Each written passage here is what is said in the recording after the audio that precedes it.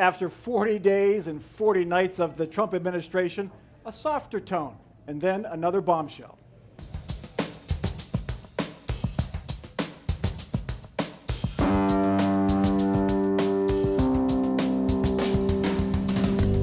Joining us on Columbus on the Record this week, Ann Fisher, host of All Sides with Ann Fisher on 89.7 NPR News. Bob Clegg, Republican strategist. And Sam Gresham of Common Cause, Ohio. Well, it's actually been 42 days, but you know, facts are kind of relative at this point. Welcome to this Columbus on the Record special from WOSU's Politics and a Pint at Seventh Sons Brewing in Italian Village.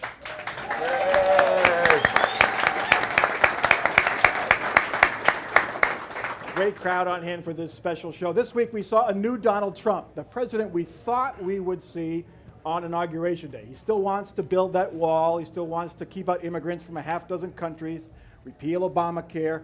But in a softer tone, he called for an end of trivial fights. He called for Democrats and Republicans to work together and said that every problem that we have can be solved. The latest problem, what to do with Attorney General Jeff Sessions. And Fisher, first to the speech. It wasn't State of the Union, it was a speech before a joint session of Congress. What did you make of it? Well, he's been getting a lot of credit since then, during and since, for being presidential. And it's like, yay, Donald Trump for being presidential. But what I think the big difference was that he was actually reading his teleprompter for the first time. I think they've worked really hard with him. This was very similar, you might have noticed, in the last, 8 or 10 days of the campaign. He seemed to snap to it and be more on point. That was what I saw. That's all I saw, because I heard very little substance, nothing very particularly new, and a lot less hyperbole. So, Bob, his policies really didn't change in that speech. It was the same basic thing, but Republicans had to have been relieved that he did present himself as president. Yes, and let's not forget, I mean, we're used to having presidents that have been politicians for 30 or 40 years and have run campaigns and have governed and have given, thousands of speeches. We have a guy that was a reality TV star, okay? He has never, run for office. He has never been an executive in government, and he's doing it. I mean, we have to give him time. He did a great job. Best speech he's ever given. No, but we don't have to give him time. And he asked for the job. Now, Sam, why am I not surprised you don't want to give him time? He asked for the job. Whether he was prepared or not is another question. I think the most important thing that happened with his speech, he had such a low bar.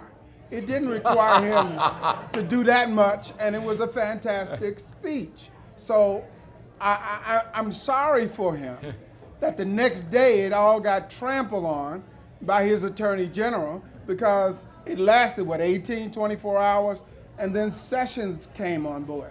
Sessions is my favorite guy. I love him. All right, we'll get to that in a moment. But first to the, Bob, I'm curious, somebody added up all the spending in that speech, the infrastructure program, the increase in defense spending. He's going to cover everybody with insurance.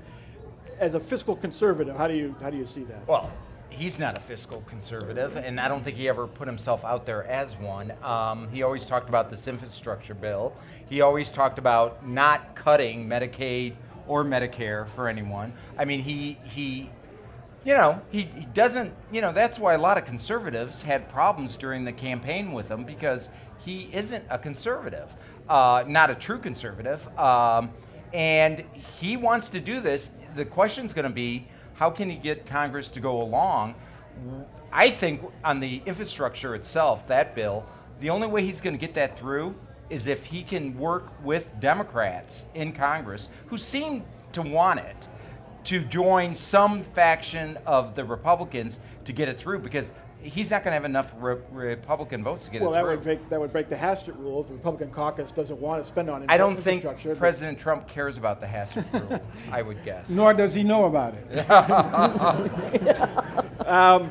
The defense spending, Rob Portman, he supported Donald Trump, and then he, after the Access Hollywood tape came out, he didn't support him. Now he supports his policies, but he's thrown the red flag up on the deficit spending. He's worried about future generations in the defense spending. Well, you could add up what Donald Trump said on Tuesday night, or you could add up what he said on the campaign trail. It all added up to pretty much the same thing. A lot more money than the American government has to spend. Everybody knew that going in.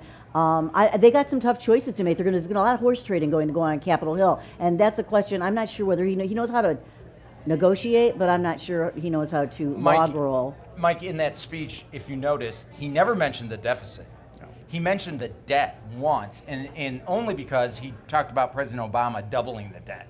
That was the only reason he mentioned it. So I don't think it's the debt or the deficit is that high of a priority for him. I think his deficit in experience is really going to show now. Because he doesn't understand the process of creating legislation and how it moves forward and subcommittees and the relationships. And neither does his team very much. And neither does his team. So they're at a strong disadvantage. For us that's hung around state and federal government for the last 30 years, we understand the process. One of the first indications he thinks everything can be done like that. And those of us who know about government, it is not like that at all. It takes a little time. Well, Sam, you may be right. He may not understand it. I don't know. I'm not gonna say one way or the other. But I'll tell you what, Paul Ryan and Mitch McConnell understand it. Right. So they're gonna go at the pace that they're gonna go, whether he, wants it or not, or likes it or not. They've already given a calendar that makes sense. They're talking about March and they're talking about August for two major things. That makes sense. And that's going to be hard to meet, too. Let's get to the Attorney General. We taped this show on Thursday afternoon, and the latest is that Jeff Sessions has recused himself from any investigation involving the Russians' involvement in the 2016 campaign. We don't know what's the next step, and this may have happened by the time you see this, but Bob Clegg, can Jeff Sessions survive this? He apparently met with the Russian ambassador at least twice, then told Congress he hadn't met with him. Some Democrats calling for him to resign, some Republicans at least calling him to recuse himself, which he has. Can he survive this? Well, I mean, Loretta Lynch survived recusing herself from the Clinton thing. I mean, the Justice Department in general has just become so politicized over the last 10 years that, you're not surprised anymore that they get in these kind of situations because they put in political people and they do political things while they're in there and they're not supposed to, and they have to recuse themselves. There's something structurally significantly different.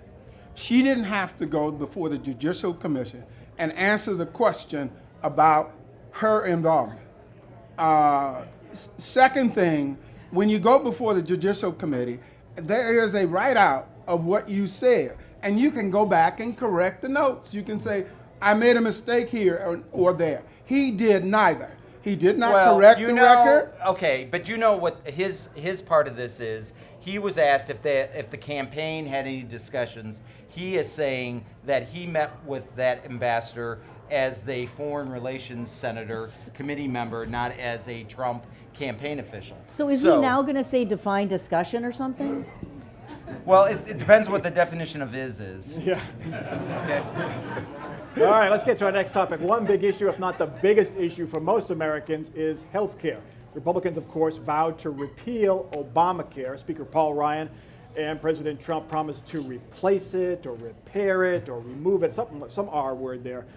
They want to keep the popular parts, like coverage for pre-existing conditions, but get rid of the bad parts, they say, like the health insurance mandate. Even the president admitted this week that, quote, healthcare is unbelievably complex, and nobody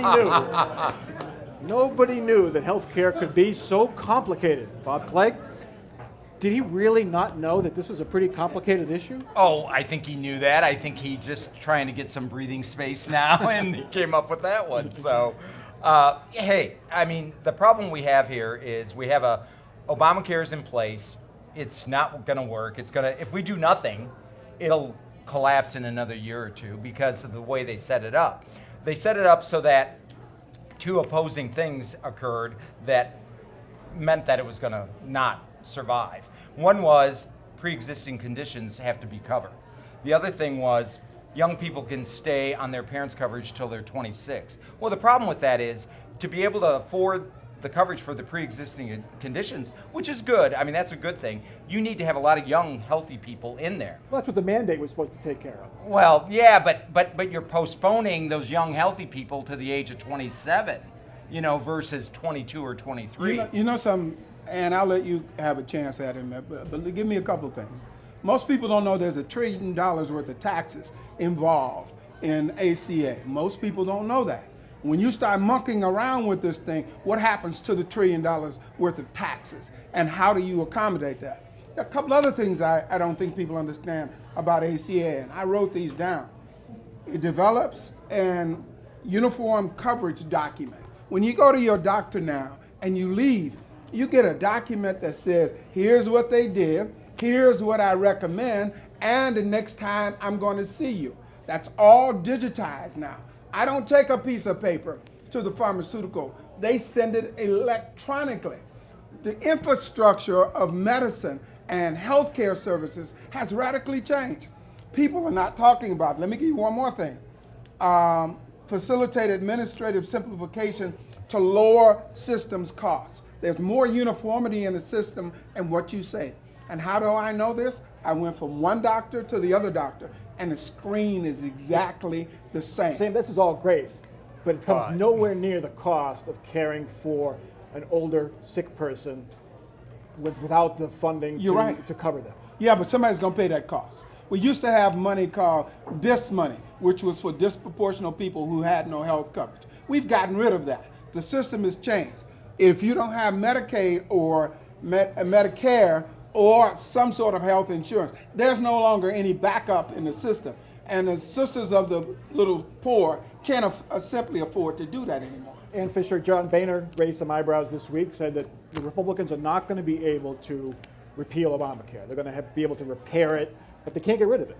It's raised some eyebrows. Apparently he's working for a healthcare company as a lobbyist. Well, yeah, but he knows as well as anybody that from the minute that they passed the Affordable Care Act, anybody who knew anything about the law knew that it was going to need tweaking down the road. Right. Everybody knew Tweaking? that. Well, whatever, however you want to define tweaking. Yeah. And it needed work, and it was going to need amendments and need to be changed over time to address issues as they popped up. But the Republicans, for good or ill, said no, we're not going to do anything, we're not going to change anything. It was never a law that was enacted as is and to be perfect. It was always a work in progress. So, Bob, what will the fix look like, do you think? Well, I think I don't know. I mean, I wouldn't know, but that's okay. Well, what can Republicans live with? Well, Who I want to think repeal it? I think what the president talked about in his speech, which was the interesting part of the speech, I thought, was when he did talk about health care, he pretty much adopted the Paul Ryan game plan for repeal and replace, which he hadn't done up until that speech. He had talked about it in kind of vague terms, but he seems to have signed on board with that, which means they keep the pre-existing conditions coverage. They, I think, keep coverage till 26, with parents, and they open up competition outside of state lines. The same old, same old. Can I say this, Mike? I spent 5 days in Washington, week before last. And my wife is president of the Franklin County Underwriters. Those are people who do health insurance.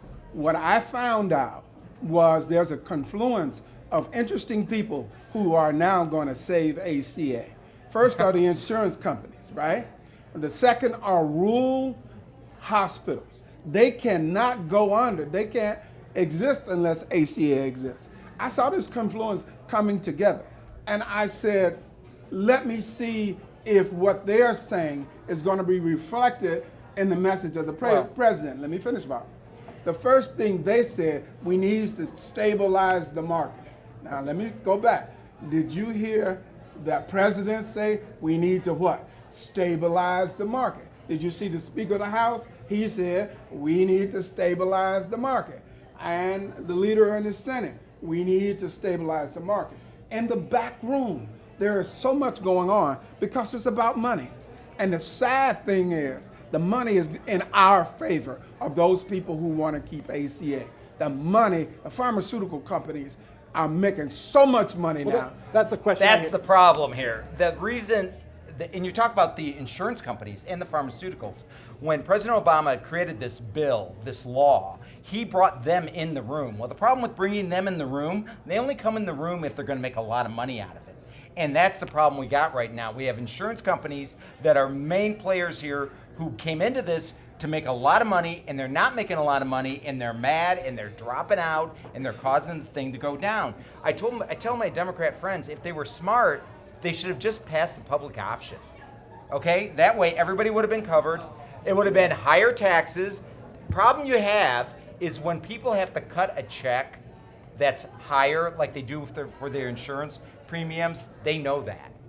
But when their taxes go up and it's taken out before they get their check, they don't see it as much. That's why you had so many people upset about this. So, Ann, what are the chances that Congress and the president can force drug companies to lower their prices? Little or none. I mean, it subsidizes the rest of the world at this point. That's why they've been able to negotiate it down in other countries. No, I mean, possibly. He says he's the great negotiator. I'd love to see it. No, I mean, really. We'll see. I mean, everybody has, or most people have a medicine that costs a ridiculous amount of money, but luckily we have insurance and we can pay for it. But I don't see that happening. So what do you think, Ann, is the biggest hurdle? Is it the elimination of the expansion of Medicaid? Is it the elimination of the insurance mandate?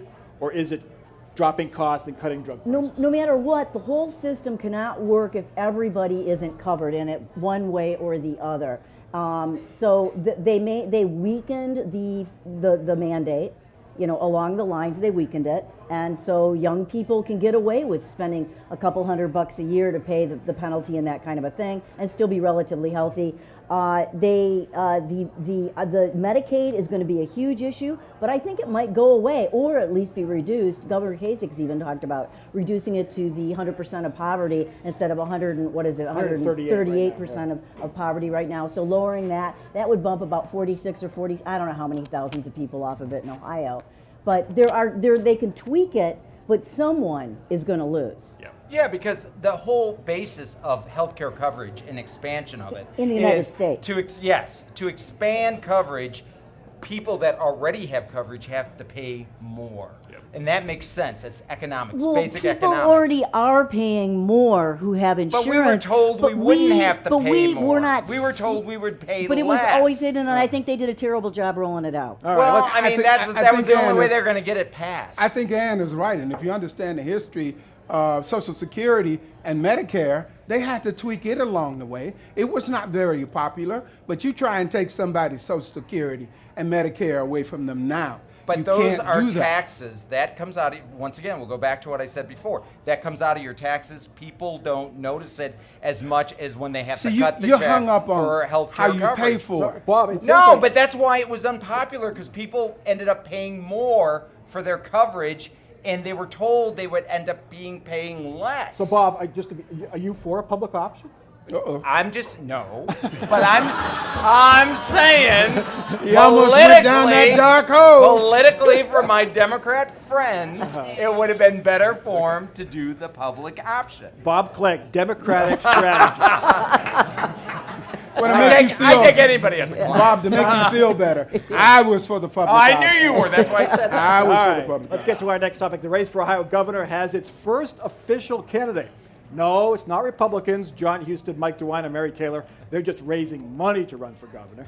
It's not Democrat Tim Ryan. He says he wants to stay in Congress. The sole candidate for governor right now is State Senator Joe Schiavone. He's the minority leader in the state Senate. Sam Gresham, first to Tim Ryan. Why didn't he run? He was a formidable candidate had he run. Tim Ryan's in a district that he could be in the House for the next 40 years. And unless something happens with the congressional district, he could be there for 40 years. And he could also titillate people. Every now and then he wants to be the leader of the House, and then he wants to run for president. He can do that in a safe district. I think the Democrats are in a great position. And y'all would look at me and say, why? Because you can't get any lower than where they're at right now. Yeah, well, I said that a long time ago, so I don't know about You that. can't get any lower. So everything is what? Up. All right? Joe Schiavone, and he's from Youngstown. He likely Yeah. would not have run had Tim Ryan run. He's a relatively young guy. He's got a blue collar background. He worked in a butcher shop. He was a boxer. Yeah. When he was an attorney, he represented injured workers. but nobody knows who he is outside of Youngstown and the State House. Right. That's right. Yeah. You know, what he's doing is he's adopting the Trump narrative right off the bat is for working people and the people who are left behind. And he actually says, I'm for the people who voted for Trump, who used to vote Democrat and went with Trump. In fact, most of his district, or most of where he comes from, I think 60% went for Trump. So Yep. he's the way he's getting known is he's doing the same thing that, like, say, the state treasurer is doing and running for U.S. Senate. You know, he's right off the bat taking on the Trump mantle. I don't know if he'll take on the Trump tone, but he's taking on the message. We'll get to the Republicans in a sec, Bob, but Sam, Yep. what other Democrats do you think will jump in now? Richard Cordray, the head Well, of the the Financial Democratic Protection Party is Bureau. hoping Richard Cordray comes back and drum in because he's the strongest candidate they have. But I don't know if that's what you want to do. When you're at an all-time low, you need to build your bench. So you run with some people who may not have a snowball's chance in hell of winning, but you got to get their name ID out there. You got to get people, Saboni, you got to get people used to saying that and hearing it. But this is a key election because of these folks who are elected in 2018 will draw the congressional district lines and the state legislative district lines in 2020. Right. So it's kind of League of Women Voters and Common Cause hopes that's not true. We're going to run it in Well, this. Frank LaRose just introduced a new congressional redistricting bill. I know. So, Bob- maybe that'll be taken care of. we So have. that- You know, I'm watching wasn't the State of the Union, the joint session of Congress speech, and Jim Renacci, the congressman Yes. from Northeast Ohio, who was considering a run for governor, was right on that aisle to shake Donald And Trump's I think hand. he's running. I think he is running with Mary Taylor and John Husted and Mike DeWine. Yeah, I think he is running. Do you think all four will make it to the primary? Well, we have a February filing deadline next year because it's a gubernatorial year. So anything can happen up until that day of the filing deadline. And Mike DeWine's term limited, Mary Taylor's term limited out as John lieutenant Husted's governor. John term Houston, limited. All of you know, so they're going to have to decide Yeah, they something. gotta do and- something. And I don't think Mike DeWine would go for another office, right? He's That's done beneath almost him. all of them anyway. That's beneath Well, him. I don't. With these Yeah. guys, you never know. Yeah, yeah. I mean, they all want to Yeah, stay but in office. somehow. Ann raises a point. There's going to be a carnage among the Republicans. I did not use that word. I took that Wishful word from thinking. somebody. Come on. It's going to be a carnage, and they're going to wipe each other out. And they don't have much of a bench, y'all. So after all these big name people go through, After all Should 8 the or 10 of them are Democrats have gone, such a they weak won't, okay, bench? they won't yeah. have that many people. Well, and it all comes down to two names. Donald Trump. How popular he is in 2018 will decide Yeah, but- how much of a chance the Democrats have. Mike, right? No, that and Congress and how Congress works with them. I mean, 2018 is not just the gubernatorial and the statewide; it's also a lot of the congressional seats. And I would respectfully disagree. Oh. And I'll respectfully disagree because I think Donald Trump was a one-off candidate, all right? Because most of those people, the last two terms, in 08 and 012, voted for Barack Obama. So now you can't say there is a pattern of consistently supporting a particular candidate except for a candidate who offers a new pathway. I don't think they're stuck. There is not a consistent Donald Trump candidate. No, what it is a consistent wanting for change. Okay? Whatever. That's what Obama gave, that's what Trump gave. I mean, it had nothing to do Right. with their individual ideologies. They wanted change and they wanted complete and different change from what they had. And they may want it again. That's right. Thank you, Ann. We are Columbus on But the it record. may so be we got- 8 years, not 4 years. We have to talk a little bit about Columbus. 2017 years. has gotten off to a controversial start to a degree at Columbus City Hall. First, there came word of a big tax break, $17 million property tax break for apartments being built at Easton, which is doing pretty well. The developer will give a few million back to the city to help the neighborhood of Linden, but the schools are out $46 million. Then came word that the commission that's looking at the charter wants to expand city council from 7 members to 9. All of the councilors would live in districts, but they would be elected citywide. So if you live on the south side and you ever wanted to elect your city councilor from Sawmill Road, now's your chance. And Fisher, first to the tax break, this seems to be getting a lot more heat than past tax breaks. Why do you think that is? Well, the biggest blowtorch in town, maybe not as much as it used to be, but still is the Columbus Dispatch, and they have editorialized against this a couple times now, casting doubt on the validity of it and also questioning the damage that'll be done to schools. And they haven't done that in the big. past because the former publisher was pretty tight with the business community. Exactly. Our governor's warning that there's a recession coming too. Some of you may not know, my degree is in urban and regional planning, and I'm a neighborhood specialist. So I know a lot about housing and housing related. I think we have too much apartment housing in Franklin County, and particularly downtown. I think there is just too much. And the vacancy rate, if you look at some of these things, are awful high. Now, they built them for young people, and I know a lot of empty nesters who are looking at them. So I'm not sure where the market is. I'm not sure where the economy is. Columbus has been going good for several years. Bob, It's about time. Bob, quick on the council. Is the Republicans happy with this compromise? No. I mean, they really haven't changed anything. They still want complete control of, city government, and they came up with a city council election system that just continues complete control of city council under Democrats. Let's get to our off-the-record parting shots. Some final words. Sam Gresham, you're up first.